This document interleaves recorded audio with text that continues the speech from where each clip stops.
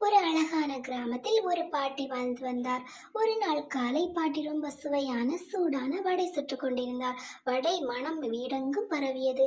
பாட்டி சுட்ட வடை ஒரு தட்டில் வைத்து ஜன்னல் அருகே குளிர வைத்துவிட்டு வேலைக்காக வெளியே சென்று விட்டார். அப்போது ஒரு காகம் பறந்து வந்து ஜன்னல் அருகே இருந்த வடையை பார்த்து, காக்கா இது சுவையான வடை என்று சந்தோஷமானது. உடனே அந்த வடை எடுத்துக்கொண்டு பறந்து போனது.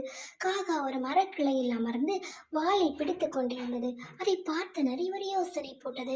நரி இனிமையாக பேசியது. நீ ரொம்ப அழகா இருக்க, உன் குரல் இனிமையாக இருக்கும் போல.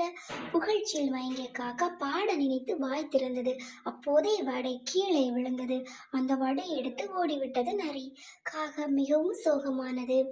இனிமேல் அதிக புகழ்ச்சியை நம்பக்கூடாது, அதிக புகழ்ச்சிக்கு மயங்கக்கூடாது, எப்போதும் சிந்தித்து நடக்க வேண்டும் என்று சொன்னது.